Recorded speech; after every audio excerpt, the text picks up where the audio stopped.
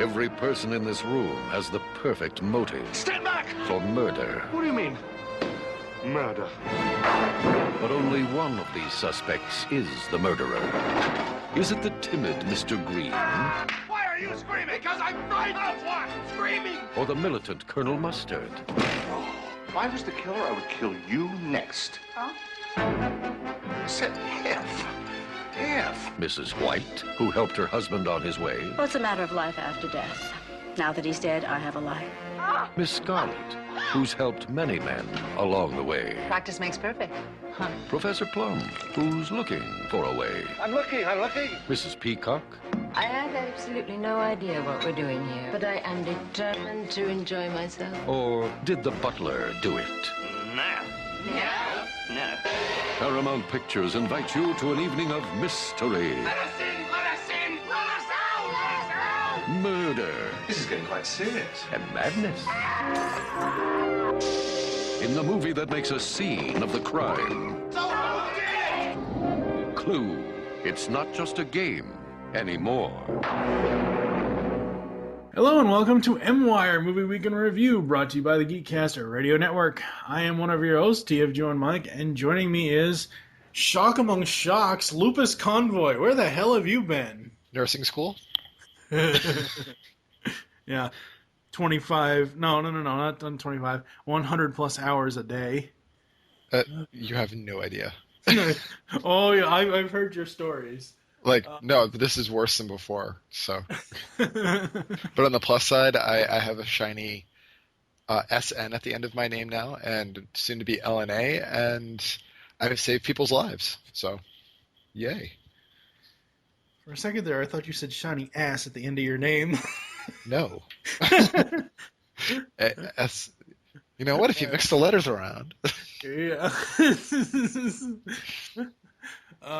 So this is M-Wire. This is episode 85. We have been dragging out the 80s quote-unquote spotlight for a very long time. And I was actually saving this episode for Lupus because he told me at one point that he freaking loves the movie that we're going to be talking about today, which is 1985's Clue. I love this movie. So without any further ado, we're going to head it over to JT from Saskaspoon and with the Just the Facts, and we'll be back after that. Hey guys, it's JT from Saskatoon, and you know what that means. It's time for today's Just the Facts. Today I'll be letting you know all about another classic film from the 1980s, but then, aren't they all? It's a film based on one of the most popular board games of all time, a film that has not one, not two, not three, but 4 alternate endings. Give up yet? I am, of course, talking about 1985's Clue. Based on the classic whodunit board game, the film follows the classic game characters Mrs. Peacock, Miss Scarlet, Mr. Green, Professor Plum, Mrs. White, and Colonel Mustard, 6 strangers who are all invited to a mysterious Gothic mansion for a dinner party. Once there, they are greeted by the butler Wadsworth, who reveals the real reason they were all invited. They are all being blackmailed by their host, Mr. Body. When Mr. Body finally appears, he offers each guest a weapon and says if they kill Wadsworth, then the blackmail will stop. Mr. Body then turns out the lights and a gunshot is heard. When the lights come back, Mr. Body is presumed dead and the finger-pointing begins. Everyone immediately denies killing him, which proves to be partially true when the group finds him really dead in the hallway, killed with a candlestick. Wadsworth and the guests then try to deduce in a very slapstick fashion who is and who isn't a killer as they search the house. During the search, they find Mrs. Ho the cook dead by a dagger and Yvette the maid dead by hanging, as well as several of the surviving guests. Not only that, but several strangers show up at the house during the investigation, and each are in turn taken out by the wrench, the gun, and the lead pipe. Wadsworth arrives at the conclusion that he has figured out who the killer is. He proceeds to reenact the night's events in hilarious fashion, pointing out that each victim was tied to the blackmail of the guests, and then he turns out the lights. Now this is the point where the plot gets a little weird. Remember the alternate endings I mentioned earlier? Well, when the lights come up again, depending on where you saw the movie back in the day, you got to see one of the alternate endings. The first ending reveals Miss Scarlet as the killer before Wadsworth reveals himself as an FBI agent and arrests her. Mrs. Peacock is the killer in the second ending, and the third ends with everybody killing somebody else and Mr. Green arresting Wadsworth, who is the real killer, and revealing himself as an FBI agent. There is a fourth ending that was filmed but never included in any print or on any of the DVDs, where Wadsworth poisons the whole crew and tries to escape before he is taken out by a guard dog. Directed by My Cousin Vinny's Jonathan Lynn and written by the legendary John Landis, Clue was released on December 13th, 1985 to mixed reviews and ultimately grossed $14.6 million by the end of its run, not quite making back its budget.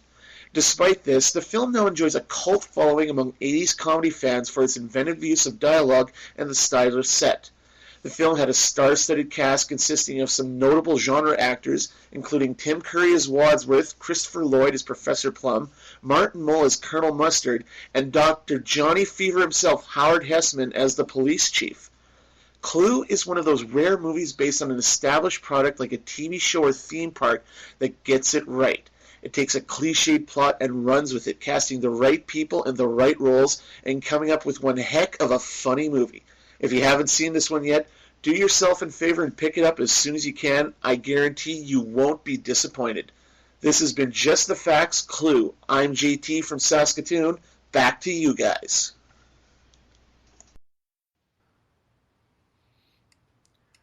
So there you have it, folks. JT and his Just the Facts. Thank you so much, JT. Very, very interesting and very enlightening as always. When did you first see this, dude? I must have been like 9. Like when it came out on VHS, I saw it. I didn't get to see it in the theater. Yeah. But it was my favorite movie as a kid, and I actually wore out the VHS tapes at the rental place. That's like me with Secret of the Sword. Wow. It was just every week, go down, rent it. And I was young enough that I didn't get all the jokes. So I would, whenever Mr. Green would be like, I'm a homosexual, and make all these like gay jokes, I had no clue. It went way over my head. I'm like, whatever that means. Okay. So, of course, now looking back on it's it, like, totally how did I not get this? I thought he just thought that the maid was ugly. I don't remember. I honestly don't think I saw this as a young kid. Like, it came out in '85, so I was 5 years old. Obviously, I didn't see it then. I might have seen it when I was 9 or 10, but I think I might have really actually first saw it when I was like 15 or 16, honestly. And really what grabbed me at the time, I was like, wait, what is Mr. Kraft from Sabrina the Teenage Witch doing in this old-ass movie? Because Martin Mull played Melissa Joan Hart's principal in Sabrina the Teenage Witch. Yep. And I was like, wait a second, what's he doing there? And wait, why is Mr. Kraft and Doc Brown in the same movie? Because I remember Martin Mull from like Roseanne. Yeah. And I was like, that guy looks really familiar. It's not the same actor, is it? But no, I mean, this movie, as JT said in his Just the Facts, has just become a cult classic. And it's just, it's honestly, not only is the board game responsible for this, but really the movie is what kicked it off. This is what started, people in clubs and churches and, social groups doing those murder mystery parties. This is where it all started, was the board game, was this movie, and Lupis Convoy did it in the bedroom with the candlestick. Oh, excuse me, I was polishing that silver. And you used toothpaste. Right. What? Every good gay knows how to do their silver.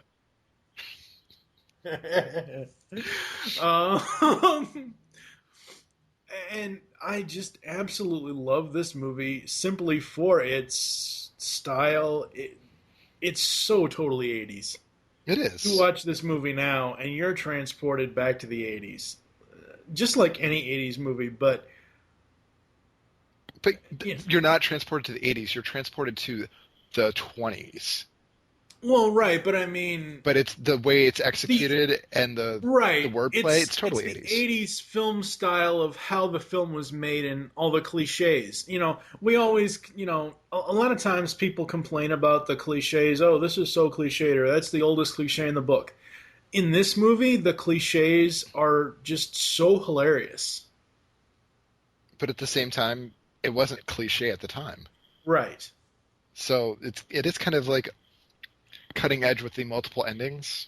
I mean, I did not know about the fourth ending until we did Just the Facts.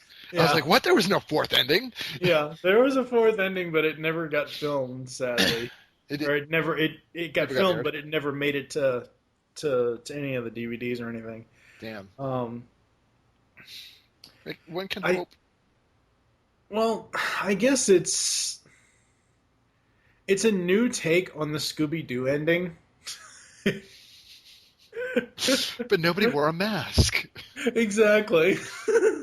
I mean, I guess I could say that this is where Wayne's World got their visual gags of the way that they did the visual gags for their multiple endings in that movie, but really Scooby-Doo takes the cake with the multiple endings, and that's really where the credit should go to for multiple endings is Scooby-Doo. No, I mean, I love this movie. The acting is great. Running down the cast here, I mean, you got Eileen Brennan as Mrs. Peacock, Tim Curry as Wadsworth. I mean, Tim Curry. It's Tim friggin' Curry, and he's not being he's a comical bad guy. He's not being that, chewing the background. Yeah, and he's not being what he would become for a villain later on in the 90s with Cardinal Richelieu in the Three Musketeers, where Athos says, you'll have to kill us first or whatever else. He's like, that can be a right. It's not that Tim. It's not that villainy of Tim Curry. It's just, honestly, this portrayal that he did here and the portrayal that he did in Home Alone 2, I almost equate them to the same character. Because it's so comical. You've got Madeline Kahn as Mrs. White. Oh, she was the best. Yes. Flames, the side of my face, burning, heaving, burning flames, burning. Yeah. Best line ever. Christopher Lloyd as Professor Plum, Michael McKean as Mr. Green, Martin Mull as Colonel Mustard, and only Martin Mull can pull off Colonel Mustard. Holy crap! Leslie Ann Warren as Miss Scarlet, Colleen Camp as Yvette, Lee Ving as Mr. Body, Bill Henderson as the cop, Jane Weldon as the singing telegram girl, Jeffrey Kramer. Short as that character was. Yes. Jeffrey Kramer as the motorist, Kelly Nakahara as the cook, and Howard Hesseman as the evangelist / the chief. Stellar casting. I mean, like I said before, when I first saw this movie, I caught it like in the middle of it, and I was like, wait, why, like I said earlier, why is Doc Brown and Martin Mull in the same movie? I was like, wow. And that immediately, besides Tim Curry, that immediately caught my attention. Do you have a favorite scene out of this?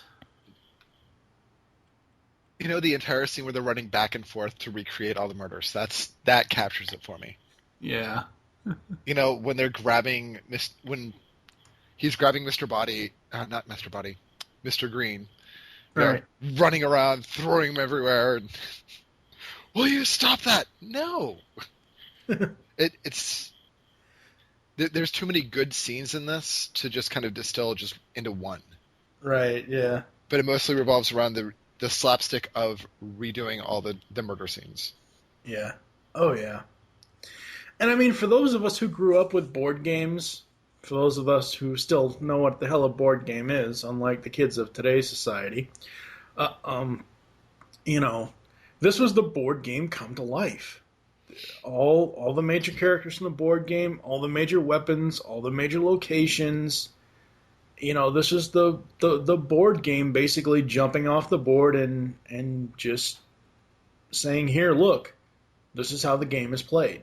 And it was more entertaining than the actual video clue that came out. Yeah.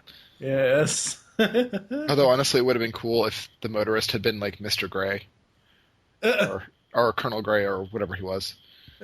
Yeah. Oh man.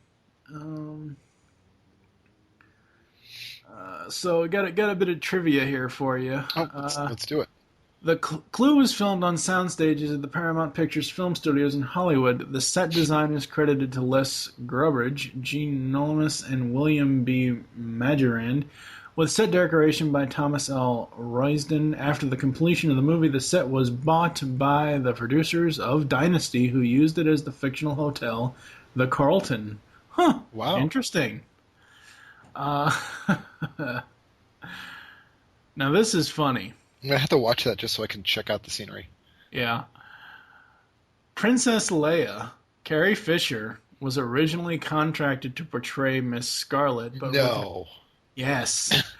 but withdrew to enter treatment for drug and alcohol addiction.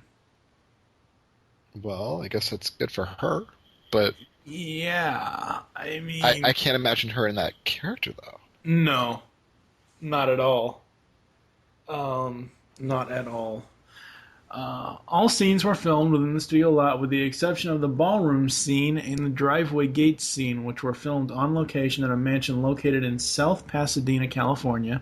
Exterior shots of the mansion were enhanced with matte paintings by matte artist Sid Dutton in consultation with Albert Whitlock. The site was destroyed in a fire on October 5th, 2005. To decorate the set, the authentic 18th and 19th century furnishings were rented from private collectors, including the estate of Theodore Roosevelt. Wow. Yep.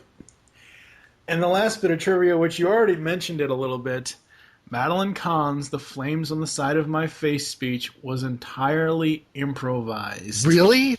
Yes. That was not scripted, apparently. Wow. That's why I love it so much, I guess. Yeah. So we have a rating system here on MWire. We rate movies from 1 to 4. 1 is don't watch this even if it's free. 2 is worth a watch if it's free on TV. 3 is worth adding to the Netflix list. Or 4 is this is a must add to your DVD collection. Now, this movie is currently not on Netflix for instant streaming. It is available on iTunes for rental or purchase. What would you rank it? 1 to 4? I would say 4, just because not only is it a cult classic and it is a comedy.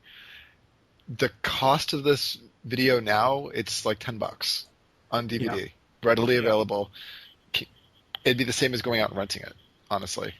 So, it's going to be fun, and it's one of those movies that if it's the first time you watch it, set aside time and get a bunch of friends and sit there and just make fun of it.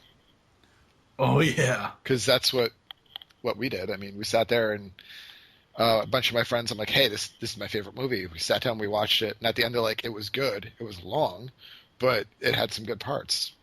It's definitely something you could sit there and have fun with. So I would definitely put this as a 4. Yeah.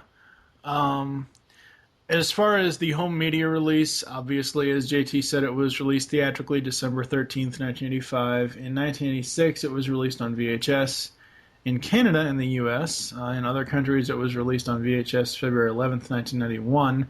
The DVD was released in June of 2000. In February 2011, La La Land Records released John Morris's score for the film as a limited edition soundtrack CD. I actually wanted to get that for this recording, but I wasn't able to at the time. But I do still want to get that because that's one thing we didn't really talk about was the music in this movie is so awesome. It is. It's really... I didn't know that the soundtrack was available now. Yeah. I'll have to look into this. Yes. But it's... If you've ever done any role-playing in a group, this would be like great background music. Oh, yeah. It's just got the suspense and the... I want to say, like the harpsichord type sound that it's got going on. Mm-hmm. It just lends itself to a murder mystery that you would have going on in your house. Oh, yeah. So I definitely would enjoy having it, and I think the music itself is some of the best that I've heard from that era. Oh, yeah. Very much so. Yeah, it doesn't have the stereotypical 80s like glam rocker single based on Clue, you know. It doesn't have... It has, as you said before, it has that 20s vibe to it, just like the movie itself. So it definitely fits the era. Oh, yes. Now, I know that at one point, I actually think that, which this is kind of sad to me, sadly, I have two really, really sad pieces of news here for this movie. There is a TV series for this. What? That's not a good what. That's a what. Yeah. Well, it's not... It's a TV series, obviously, based on the board game, but it aired on the Hub from November 14th, 2011 to November 17th, 2011. The series features a youthful ensemble cast working together uncovering clues to unravel a mystery. It's a Scooby Gang. Pretty much. What the hell, Hub? Yeah. This is just a reimagining, I would assume, right? Yeah, it's basically to bring the board game to a new generation. It really takes nothing from the actual film, but just the fact, source material. Yeah. Just the fact that it's there, though, just makes me mad because it just I don't know. And apparently, because Hollywood doesn't have an original bone in its body, Universal Studios announced that a remake of the film was in the works. It will be directed by Gore Verbinski and is set for release in 2013. Why? Why? Because they want to make it snazzy and with CGI, and the only way that they can do this justice is if they do the casting right. They do a little bit of ad-lib, and they throw in surviving actors in as cameos. Like just in the background or something. There are just some film franchises or singular films by themselves that do not need remakes. I agree, and I feel that this is one of them. However, if they... Oh, God. I know we can't win this argument.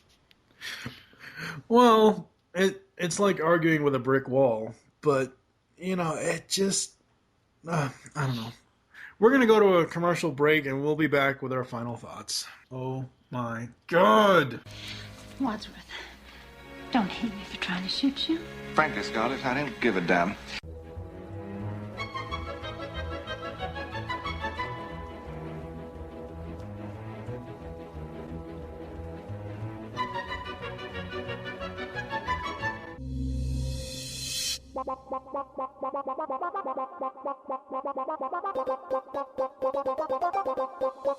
You can now hear the Geekcast Radio Network while on the go with Stitcher Smart Radio.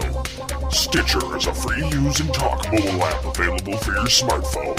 And when you download Stitcher to hear Geekcast Radio, you'll have a chance to win money. Downloading is quick and easy. Just find Stitcher in the App Store. During registration, hit the promo code box and enter Geekcast Radio, all one word, to get automatically entered to win $100. The latest episodes of the shows will be waiting for you in your favorites. You'll get access to lots of other amazing shows too. Always available to you on demand, no syncing. It's Stitcher Smart Radio. Don't forget to enter promo code Geekcast Radio when you register.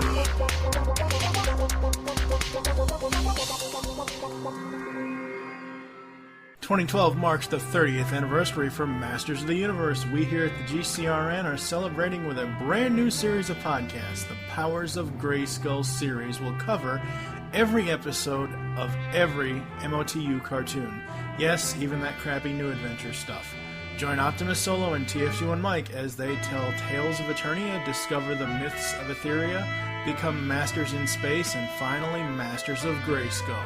You can find the Pogs podcasts in iTunes and the web at www.geekcastradio.com. Good journey!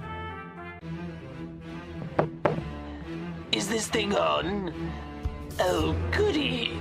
Why, hello there. It's your dear old Uncle Joker here. I bet you're asking yourself, what could I be possibly doing here of all places? Well, I'm laughing at the fact that this new podcast presented by Geekcast Radio is called Legends of the Dark Knight. Who the heck knew the Bat was so popular? Ugh. Join Steve, Mike, and sometimes Tara for reviews on the greatest DC animated universe cartoon to ever meet Gotham City. So join moi for the talk of the town, or I'll send Captain Clown after you. He gets mighty angry when he doesn't get to have his garbage skull. So put on a nice big smile and join us for the next Geekcast Radio Network podcast, Legends of the Dark Knight.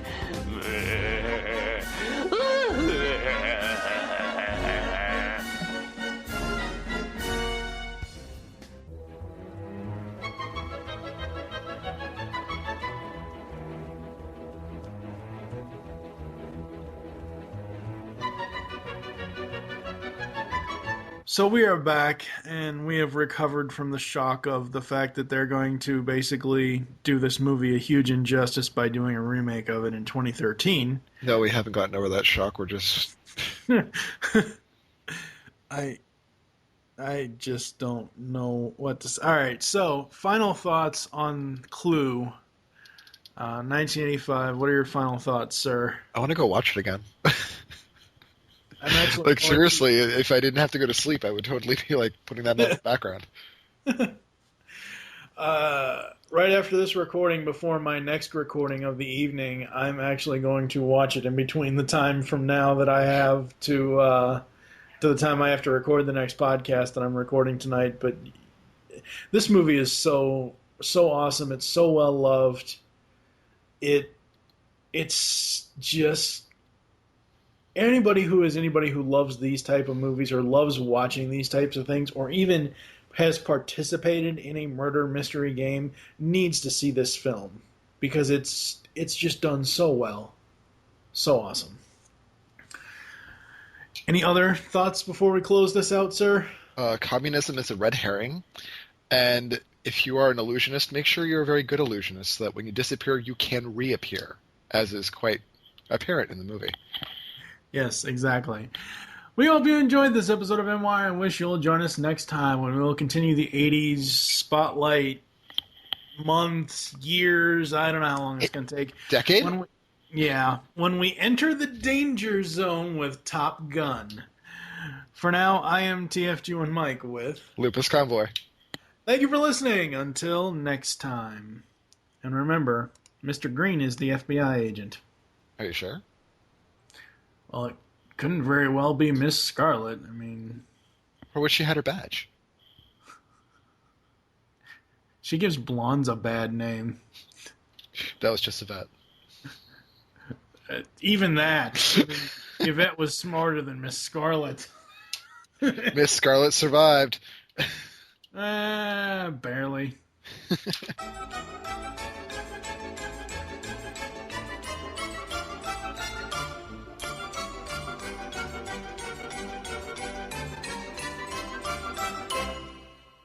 Sorry, didn't mean to frighten anyone. You're a bit late for that! Then there were 3 more murders. So let's consider each murder one by one.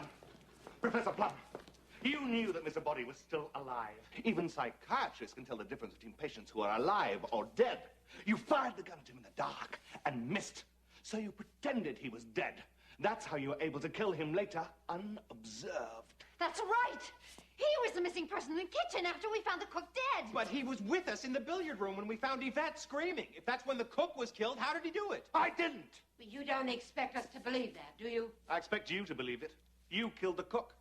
She used to be your cook, and she informed on you to Mr. Body. You made one fatal mistake. Sitting here at dinner, Mrs. Peacock told us that she was eating one of her favorite recipes. And monkey's brains, though popular in Cantonese cuisine, are not often to be found in Washington, D.C. Colonel Mustard, when we saw the motorist at the front door, you took the key to the weapons cupboard out of my pocket. Then you suggested that we all split up. You separated from Miss Scarlet, crossed the hall, opened the cupboard, took the wrench, ran to the conservatory, entered the lounge through the secret passage, killed the motorist with a blow on the head. Like that! This is incredible. Not so incredible as what happened next. After we all split up again, I went upstairs with you. Yes, you, Mrs. White. And while I was in the master bedroom, you hurried downstairs and turned off the electricity, got the rope from the open cupboard, and throttled Yvette. You were jealous that your husband was stopping Yvette. That's why you killed him, too. Yes. Yes, I did it. I killed Yvette. I hated her so much. Flames on the side of my face, heaving breaths. But while we were in the billiard room, Miss Scarlet seized the opportunity and under cover of darkness crossed to the library where she hit the cop whom she'd been bribing on the head with a lead pipe. True or false? True. Who are you? Perry Mason. So it must have been Mr. Green who shot the singing telegram. I didn't do it. Well, there's nobody else left. But I didn't do it. The gun is missing. Whoever's got the gun shot the girl. I shot her. You? So it was you. I was going to expose you. I know. So I choose to expose myself. Please, there are ladies present. You thought Mr. Body was dead, but why? None of you even met him till tonight. You're Mr. Body. Wait a minute. So who did I kill? My butler. Oh, shucks. He was expendable like all of you. I'm grateful to you all for disposing of my network of spies and informers. Saved me a lot of trouble. Now there's no evidence against me. This all has nothing to do with my disappearing nuclear physicist husband or Colonel Mustard's work with the new top-secret fusion bomb. No. Communism was just a red herring. But the police will be here any minute. You'll never get away with this, any of you. Why should the police come? Nobody's called them. You mean, oh my God, of course. So why shouldn't we get away with it? We'll stack the bodies in the cellar, lock it, leave quietly one at a time, and forget that any of this ever happened. And you'll just go on blackmailing us all. Of course. Why not? Well, I'll tell you why not. Good shot, Green.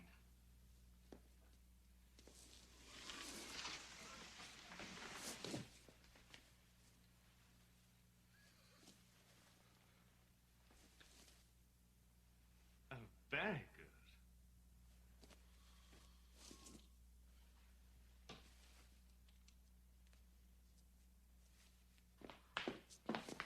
Are you a cop? No, I'm a plant. A plant? I thought men like you were usually called a fruit. Very funny. FBI. That phone call from J. Edgar Hoover was for me. I told you I didn't do it.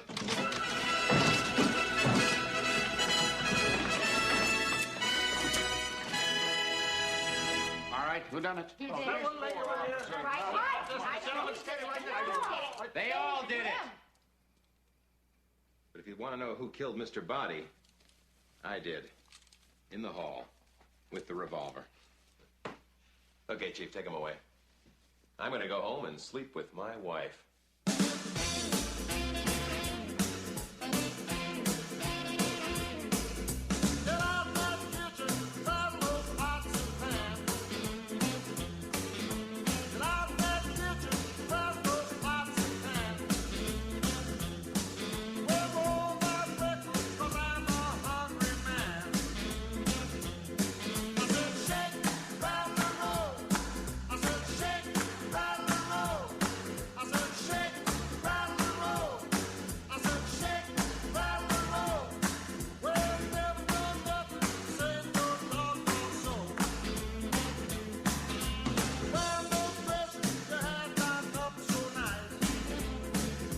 In a world, there, I said it, happy.